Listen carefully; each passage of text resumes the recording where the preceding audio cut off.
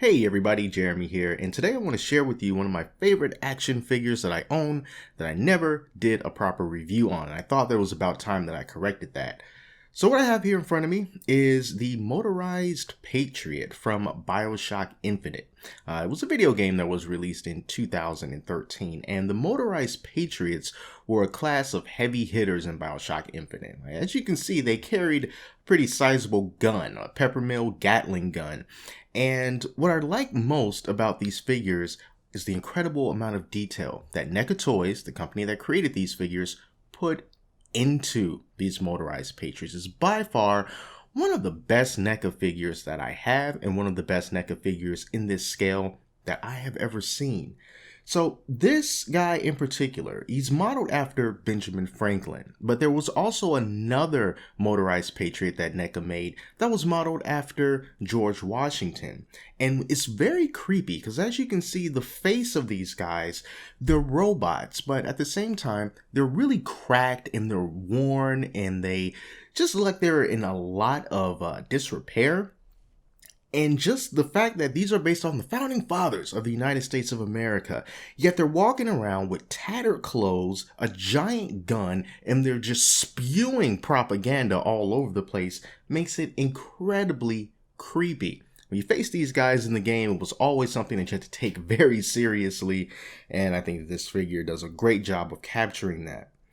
Now, in this particular figure, I thought it was very interesting because Neca did a lot of good things, but there are also some bad things about this particular figure, and I just want to talk about a couple of those things here. One was the breakability, if you will, of certain very crucial parts of this figure. If we can take a look at his right arm, this Benjamin Franklin's right arm, you see he's holding on to a part of the Gatling gun to help him stabilize it. Now, unfortunately, this part that he's holding on to right here was subject to easy breakage. And when I learned about that, I figured I would just take my time, be gentle with it, and I wouldn't break it because the news is already out there and I would be able to avoid it. But unfortunately, that did not happen. This was a very brittle plastic piece and it did in fact break off and I had to reattach it. And that was one of the things that was a bit bummer about this figure because you want him to be holding this Gatling gun. That is one of the best poses that you can possibly have them in because that's how they were in the game.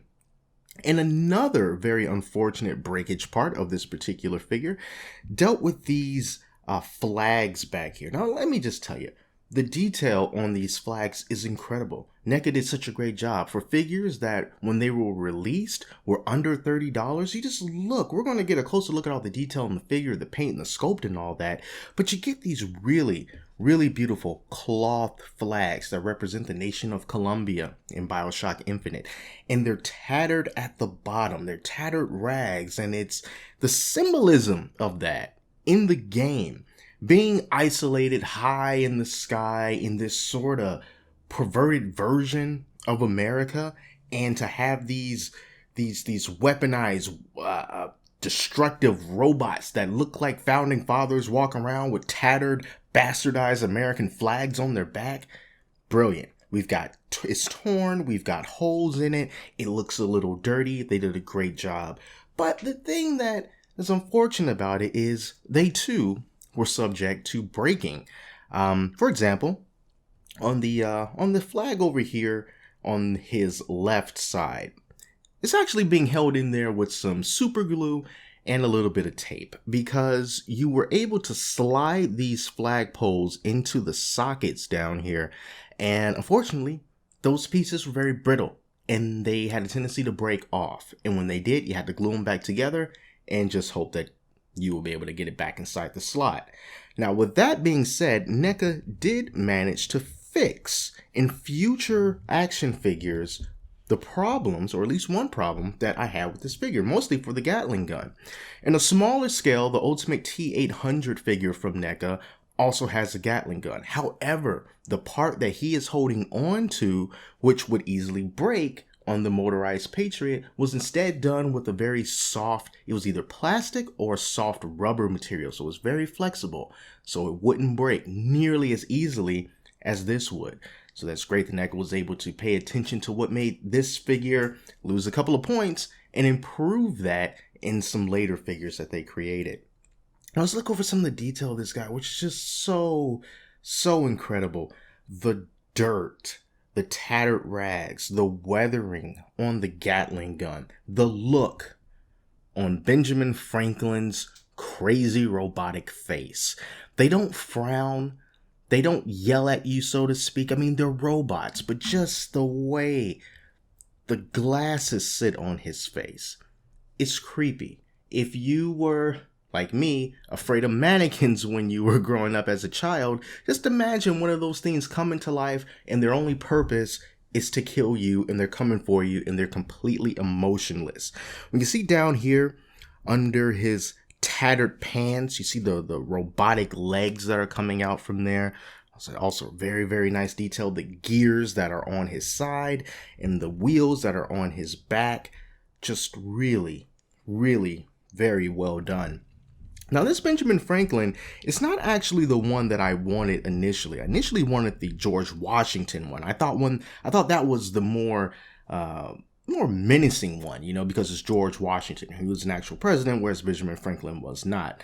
And for some reason I didn't get it, but I did end up getting the Benjamin Franklin. But if you were interested in getting either this one or the George Washington version, you're not going to find it in Toys R Us anymore at this point, at least not most Toys R Us stores, but you can still find it online from some reputable toy stores, and it's going to cost you around $30-40, which is not that bad considering.